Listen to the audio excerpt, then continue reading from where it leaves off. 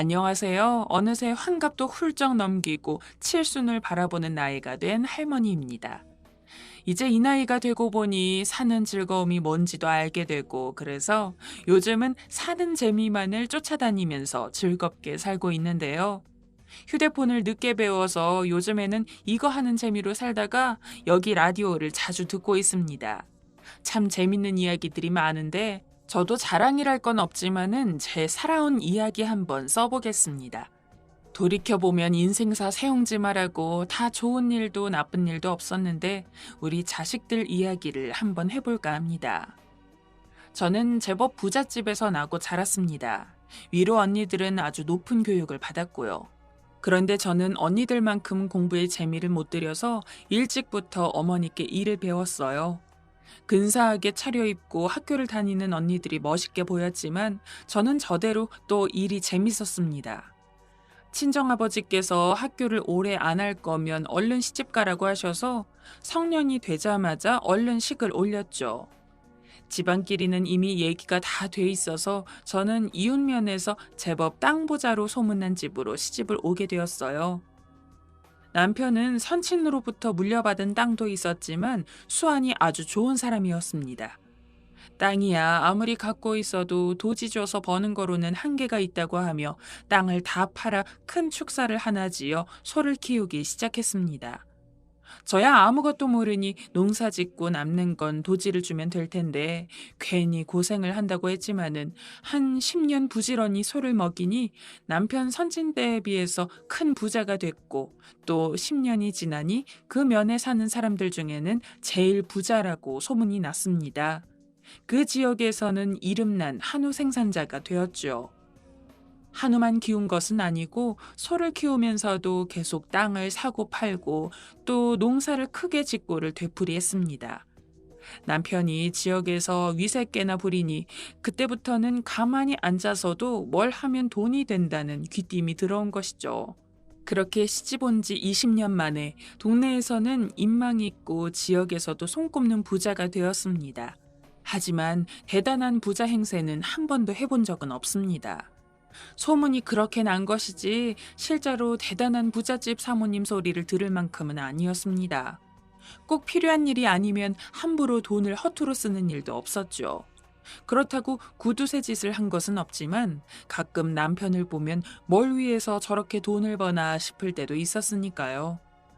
자식들 공부도 다 시키고 이제 좀 한숨 돌리면서 살아볼까 했는데 남편이 위암에 걸렸습니다. 어느 때부터 식사만 하면 체한 것 같다고 말씀하시곤 하더니 병원에 가니 겨우 수술이나 해볼까 할 정도였죠. 꼭 3년을 버티고 돌아가셨어요. 애아빠가 돌아가셨을 때 큰애는 이미 큰 철물점을 차려주어 걱정 없이 잘 살고 있었고 둘째도 의료기기 사업을 하면서 돈을 잘 벌고 있었습니다. 이제 눈에 밟히는 자식이라면 당시 아직 장가도 안 간 막내였습니다. 막내 아들은 당시 큰 도시에 나가 학원을 차리고 있었습니다. 당시로서는 학원이 꽤 잘 된 모양이었는데 애미는 그런 줄은 모르고 그저 결혼도 안 한 막내로만 알고 있었죠. 그래서 항상 길가에 내놓은 자식처럼 불안하게만 생각하고 있었습니다. 그러던 막내가 어느 날 갑자기 저를 찾아왔어요. 이참에 큰 사업을 해보겠다고 돈을 좀 마련해달라는 것이었죠. 재산이 있어도 위로 형들이 있는지라 우선 형들과 상의해보라고 했더니 엄마, 걱정 안 하셔도 돼요. 주변에 좋은 분들도 많이 계시고요. 도움도 많이 받고 있어요. 저만 열심히 하면 되는 일인데 크게 망할 일이 뭐가 있어요. 형들한테도 다 이야기하고 온 거예요. 아들들한테 전화를 돌려보니 이미 형들에게 다 다녀온 것인지 다들 막내를 도와주라고 했어요. 그래서 길이 안 나 있어 묶여있는 땅들은 제외하고 팔만한 땅들은 모두 정리해서 돈을 해주었습니다. 아버지 유산을 주는 셈이니 신중히 쓰라고 신신당부를 하면서 말이죠. 그런데 몇 달이 지나지 않아 이내 사고가 생기고 말았습니다. 막내 아들이 연락이 안 되어 큰아들을 시켜 수소문을 해봤더니 이미 그 지역에서 자취를 감춘 지 오래라는 것이었어요. 청천벽력 같은 일이었죠. 포부 있게 사업을 해보겠노라고 돈을 마련해간 아이가 마치 야반도주를 하다시피 사라져버리다니요. 아들 셋 중에서 첫째와 둘째는 제 성격을 닮아 수더분하고 자기 분에 맞는 일을 하는 것을 좋아합니다. 그래서 큰 욕심을 내지 않고 대학을 졸업하고 이내 자기 길을 찾아갔지요. 하지만 막내는 돌아가신 애아빠와 비슷한 면이 많았습니다. 학교를 다닐 때부터도 늘 남보다 앞질러 가기를 좋아했고 남들이 예측하기 어려운 생각도 잘 해서 무모하다 싶은 일도 잘 버리곤 했죠. 그래서 따르는 친구들도 많았습니다. 그래서 제 속으로는 기대도 컸는데 나이가 30이 넘도록 뚜렷하게 이거다 싶은 일을 하는 게 보이지 않아서 또 실망도 컸더랬습니다. 그러던 막내가 사업을 벌이겠다고 찾아왔을 때는 기대가 컸는데 그런 아이가 몇 달 사이에 흔적도 없이 사라졌다고 하니 얼이 빠질 지경이었습니다. 그 나이가 한참을 더 알아보고 난 후에 들려준 이야기는 더욱 충격적이었습니다. 도시를 이잡듯이 뒤지고 친구들을 수소문해 본 결과 막내는 도박 중독이었습니다. 애시당초 큰 사업은 모두 거짓말이고 학원을 하면서 돈은 잘 벌었지만 버는 족족 모두 노름에 쏟아붓고는 그걸로도 모자라 큰 도박빚을 지고 있었다고 합니다. 그 소식을 듣고 상심이 커서 몇 날 며칠을 알아누웠습니다. 도대체 얘가 지발로 어디로 사라진 건지 아니면 어디 못된 놈들에게 해코지를 당한 건지 알 수가 없었으니까요. 그리고 그런 일이 있으면 솔직하게 말을 했으면 어떤 수든 내줬을 텐데 내색도 없이 사라져버렸으니 애미로서는 원망도 컸습니다. 그 즈음 동네에서 막내 아들을 찾는 사람들이 나타났다는 소문이 들려왔어요. 얼마 지나지 않아 집으로도 찾아왔죠. 그런데 찾아온들 제가 뭘 아는 게 있어야지 집안에까지 불러들여 애걸복걸하며 물어봐도 별소리도 없이 앉아만 있다가 가는 것입니다. 뭐 하는 사람들이냐고 물어보니 친구들이라고만 대답하더군요. 혹시 우리 아들이 이 일을 저지르고 다닌 게 있으면은 제가 어떻게든 해결하도록 노력하겠습니다. 그러니 혹시 아들을 찾으시거든 제 이야기는 하지 말고 꼭 저에게 먼저 연락을 주셔야 해요. 그래야 일이 해결이 됩니다. 지금 아들 혼자서는 아무것도 할 수가 없습니다. 하고 신신당부를 해서 돌려보냈어요. 그러고 2해가 더 갔습니다. 막내를 찾는다는 희망도 점점 없어졌어요. 백방으로 알아봐도 도무지 소식을 알 수가 없었죠. 그래서 혹시나 아들을 못 찾더라도 정리할 건 다 정리해야겠다는 생각을 했어요. 큰애와 둘째에게 애아빠가 남긴 재산을 다 정리해서 넘겨주고 제 몫으로는 작은 집 하나만 남겼죠. 물론 언제든 막내 아들을 찾게 되었을 때를 대비해 약간의 여지는 남겨주었습니다마는 그 처분은 모두 아들들에게 맡기는 것이 옳다고 여겼어요. 2 아들들은 이미 충분히 자리를 잡았으니 동생을 잘 보살펴 줄 것이라고 생각했기 때문이죠. 특히 둘째 아들의 사업이 날로 커져서 형제가 돈 문제로 다툴 일은 없다는 믿음이 있었습니다. 그런데 아무리 생각해도 한 가지 이해가 되지 않는 점이 있었습니다. 만일 도박빚 때문에 도망을 간 것이라면 있는 돈을 모두 들고 도망을 갔어야 이치에 맞는 일입니다. 그런데도 막내는 학원 관련된 모든 것을 깔끔하게 정리하고 사라졌다는 것이죠. 말하자면 학원비 한 푼 떼인 사람이 없었습니다. 그렇다면 급하게 도망을 간 것은 아니라는 이야기가 되죠. 그런데 주변 사람들이 하는 말이 하나같이 막내가 도박에 빠져 돈을 모두 날리고 빚을 지고 있었다고 하니 또 그렇게 봐야 하루아침에 애가 연락도 없이 사라진 것이 설명이 됩니다. 참 귀신이 곡할 노릇이었습니다. 혹시 어디 절에 숨어 있거나 스님이 되었나 해서 알아봐도 그런 사람을 찾을 수가 없었죠. 집에 혼자 있으니 걱정거리만 느는 것 같아서 제 앞으로 된 예금을 모두 털어 작은 가게를 하나 시작했어요. 돈 벌자고 시작한 것은 아니고 그냥 소일거리 삼아서 시작한 가게라 그저 간단한 안주도 팔고 해장국이나 팔면 좋겠습니다. 그런데 생전 안 해본 장사라 그런지 그것도 마음 같진 않더라고요. 저야 편안한 마음으로 시작한 가게지만 찾아오는 손님들은 그런 생각으로 오시는 게 아니니까요. 세상 사람들이 다 동네 사람들 같다고 생각했으니 나이 들고도 참 세상 물정을 몰랐던 꼴입니다. 가격이 싸도 싼 가격에 맞게 요구가 많은 손님들도 있고요. 뒤늦게 손님들 입맛을 맞춰보려고 노력했지만 혼자서 하다 보니 부침이 많아서 어느 순간에 가게 월세 내기도 빠듯한 지경이 되어버렸습니다. 또 늦게까지 계시는 손님들을 단속을 못하다 보니 다음날 가게를 늦게 여는 날도 잦았고요. 장사를 하기에는 부족한 점이 많았어요. 결국 1년 6개월 정도를 운영하다가 빚만 지고 가게를 닫았죠. 그래도 아들들에게 신세를 지기는 싫어서 그런 내색을 전혀 안 하고 빚도 제가 일해서 모두 갚았습니다. 아들들은 아직도 그런 사정은 모릅니다. 동서벌되는 사람의 가게에서 늦게까지 손이 부르트도록 일을 해도 몸은 고되고 마음은 오히려 이상하게 편했습니다. 여태 좋은 부모 밑에서 태어나 자라고 돌아가신 애아빠와 아들들 덕에 돈 아쉬운 줄 모르고 살았는데 이제 와서 고생을 말해서 무엇하려는 생각도 들었고 몸은 힘들어도 내 힘으로 사니 부자 소리를 들을 때보다 마음이 더 낫기도 했죠. 그리고 무엇보다도 내 힘으로 열심히 보란듯이 살아야겠다고 다짐했던 일이 있습니다. 장사를 접기 전에 이제나 저제나 기다리던 막내 아들의 소식을 알게 되었죠. 명절날이 지나고 막내의 친한 친구가 찾아와 편지를 전해주고 갔더랬습니다. 어머니, 미처 찾아뵙지 못하고 글로만 안부를 드려 죄송합니다. 해결할 일이 있어 잠시 고향에 들렀다가 먼 발치에서나마 어머니를 뵙고 갑니다. 저는 지금 전혀 곤란한 지경에 있지 않습니다.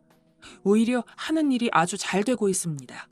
하지만 마음먹은 바가 있어 아직 고향에 마음 편히 다녀가지 못합니다. 다시 뵙게 되는 날엔 어머니를 기쁘게 해드릴 만큼 좋은 모습을 보여드릴 수 있을 겁니다.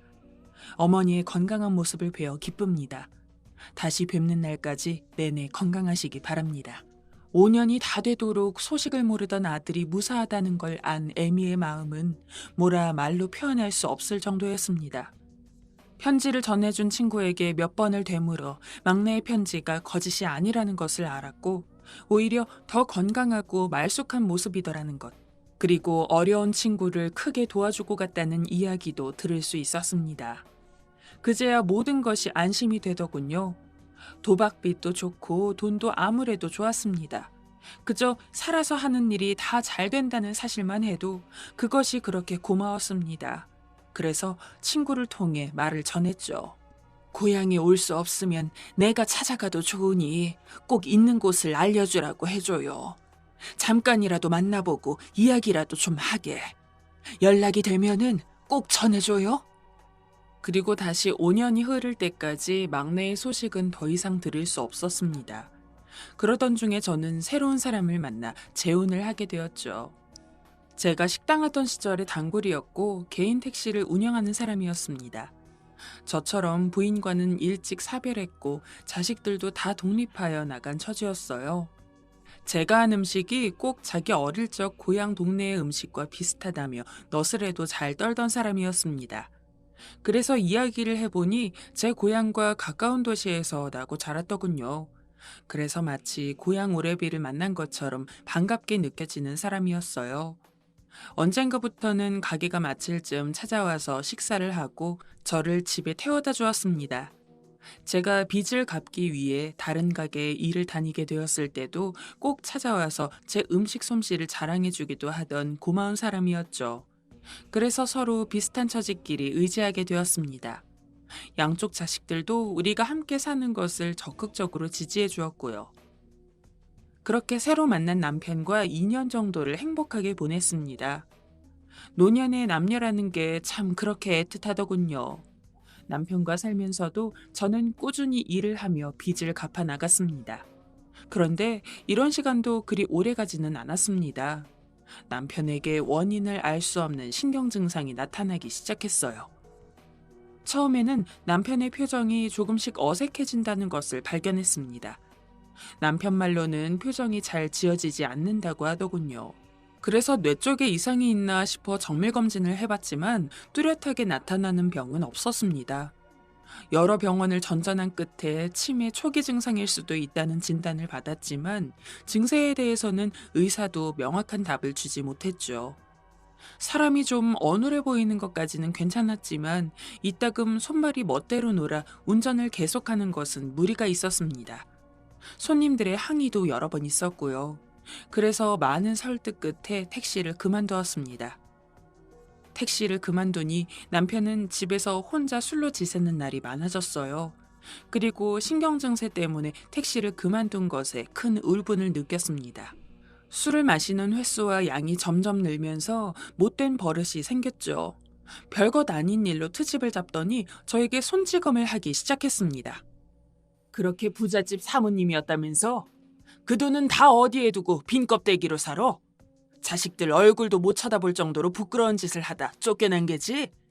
빈손이 되니 이제 내 돈 쓰면서 살려고? 그게 원래 제 돈인가요, 어디? 당연히 자식들 다 나눠주고 그랬죠, 뭘. 막내 아들도 어디 도망질을 해서 산다며? 말해봐, 나한테 말 못하는 게 뭐야? 도대체 너나 네 자식은 뭐 하는 것들이야? 오랫동안 의지하던 사람이 갑자기 변해버리니 처음에는 충격도 컸고 무섭기도 했습니다. 하지만 이제와 또 뭘 더 찾아가겠나 싶기도 하고 어쨌거나 잘 버티고 살아야 막내도 다시 만나보고 한다는 믿음 때문에 버틸 수 있었죠. 때려도 좋고 욕을 해도 좋았습니다. 몸도 성치 않은 데다 술까지 취한 사람이 매를 때려봤자 뭐 얼마나 야무지게 때리겠습니까? 하지만 동네가 떠나가라고 고함을 치고 망신을 주는 것이 힘들었죠. 이미 동네에 맞고 사는 여자라고 소문이 다 날 지경이었으니까요.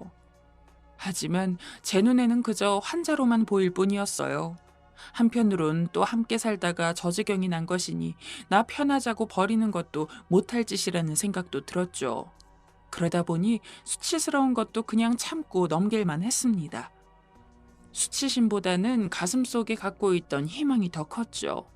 그렇게 한 3년을 더 버티며 살았습니다. 그동안 남편의 행동은 점점 격해져서 경찰이 온 적도 몇 번 있고 한 번은 남편을 피하다가 이마가 크게 찢어진 적도 있습니다. 그런 이후로는 그냥 받아만 주다가는 큰일 나겠다 싶어 발광을 할 때마다 팔을 붙들어 제압을 하곤 했죠. 어느 순간부터는 남편을 다루기가 편했어요.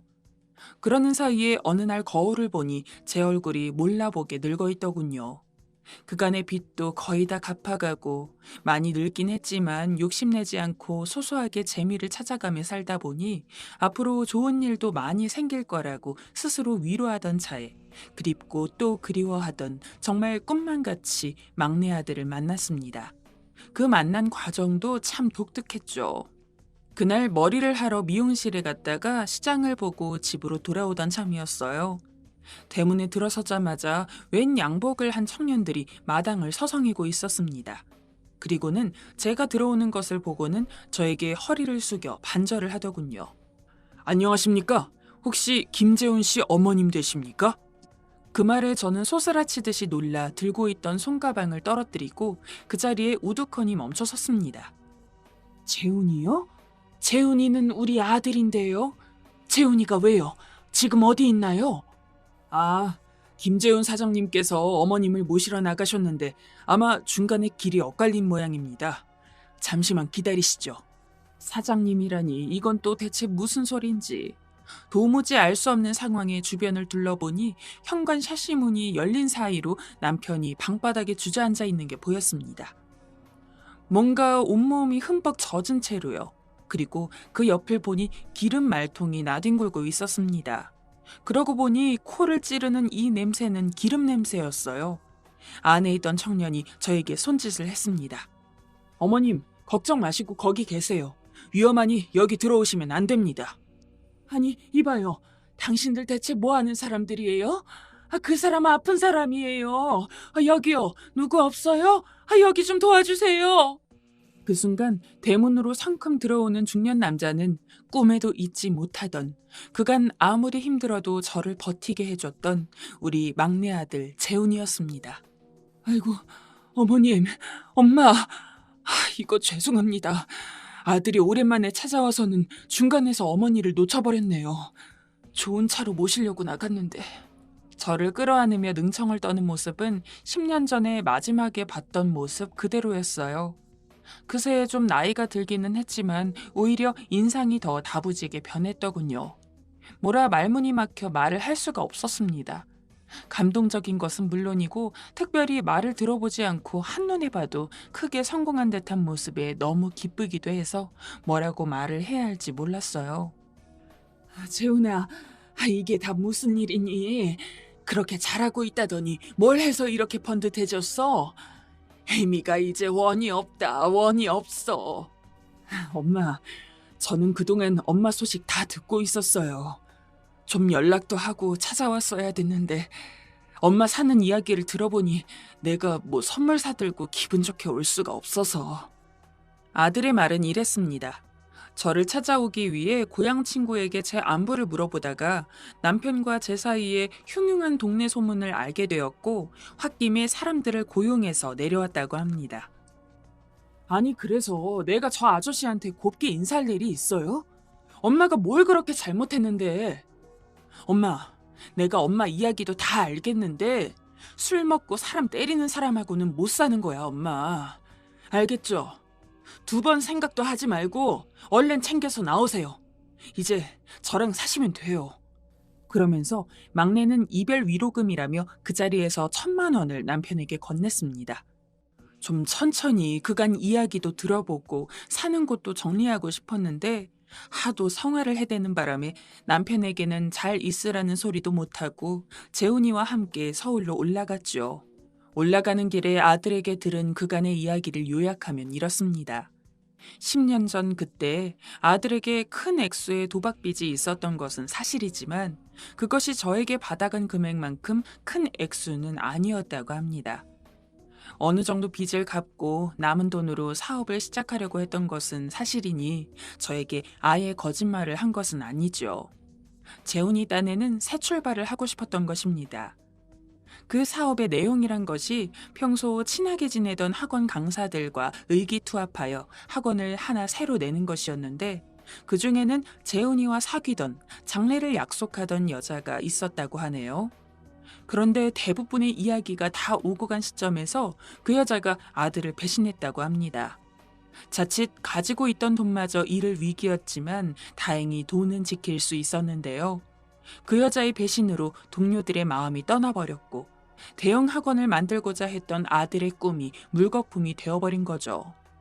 빚을 갚고 남은 돈 일해봐야 혼자서 뭘 할 수가 없으니 고민하던 아들은 결국 학원을 정리한 후에 남은 돈을 들고 수도권으로 올라오게 됩니다. 그리고 겨우 전세 아파트를 한 채 구하고 이번이 마지막이라는 각오로 다시 과외와 학원 일을 시작했다고 하네요. 이를 악물고 한 끝에 이듬해부터는 매년 2억이 넘는 순이익을 벌게 되었고요. 그 시점에서 이미 둘째 아들과는 저 몰래 연락을 하고 있었다고 합니다. 그리고 그렇게 모은 돈으로 여기저기 투자를 하고 예전 동료들이 차린 새 학원에도 투자를 해서 큰 돈을 모으게 되었다고 하네요. 이것이 그간의 전말입니다. 이야기를 들어보니 참 기가 막힌 세월이었습니다. 그래도 그렇지 왜 연락 한 번 없었냐고 원망을 하니 엄마, 그게 어떤 돈이었는데요.